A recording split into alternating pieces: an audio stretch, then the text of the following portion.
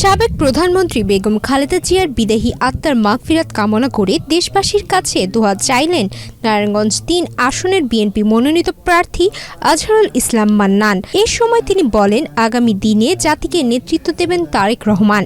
সামনে আসন্ন ত্রয়োদশ জাতীয় সংসদ নির্বাচনকে সামনে রেখে তিনি সকল ভোটারকে ধানের শীষ প্রতীকে ভোট দেওয়ার আহ্বান জানান। মঙ্গলবার বিকেলে সিদ্ধিরগঞ্জ নিমাই কাশারি বাজারে নাসিক ৩ নম্বর ওয়ার্ড বিএনপি ও অঙ্গ সংগঠনের আয়োজনে দোয়া ও মিলাদ মাহফিলে প্রধান অতিথির বক্তব্যে এসব কথা বলেন মান্নান। ওদের স্বপ্ন পূরণে পাশে থাকতে পেরে আমরা গর্বিত। তিনি আরও বলেন, কোনো ষড়যন্ত্র এই নির্বাচনকে বানচাল করতে পারবে না। সুষ্ঠু ও গ্রহণযোগ্য নির্বাচন নিশ্চিত করতে সবাইকে ঐক্যবদ্ধ থাকার আহ্বান জানান তিনি। আমি আপনাদের কাছে দোয়া চাই এবং ধানের শীষে ভোট চাই। ইনশাআল্লাহ ইনশাআল্লাহ ইনশাআল্লাহ। ওকে, ধন্যবাদ। আমি আর বক্তব্য দিলাম না। আগামী 25 তারিখ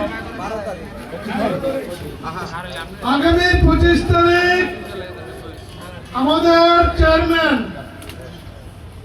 বাংলাদেশ জাতীয়তাবাদী দলের চেয়ারম্যান দেশ নায়ক জনাব তারেক রহমান আমাদের কাশপুরে, সোনারগাঁও কাশপুরে জনসভা করবে।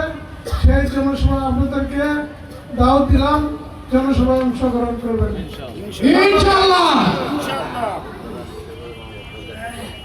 বিশেষ করে মা বোনদের কাছে দোয়া চাই এবং এই জনসভায় মা বোনদেরকে বসার জন্য আমরা আলাদা ব্যবস্থা করে দেব। দোয়া ও মিলাদ মাহফিলে সভাপতিত্ব করেন জেলা বিএনপির সাবেক ভারপ্রাপ্ত আহ্বায়ক মনিরুল ইসলাম রবি। এতে উপস্থিত ছিলেন বিএনপি ও অঙ্গ সংগঠনের বিভিন্ন পর্যায়ের নেতাকর্মীরা। অনুষ্ঠানে সিদ্ধিরগঞ্জ ও সোনারগাঁও থানা বিএনপি এবং সহযোগী সংগঠনের বিপুল সংখ্যক নেতাকর্মীর উপস্থিতি লক্ষ্য করা যায়। সুমাইয়া মিতু, বাংলাদেশ প্রতিদিন। আপনারা আমার সবাই ভাই এবং বন্ধু, বাবা এবং চাচা মা। আমি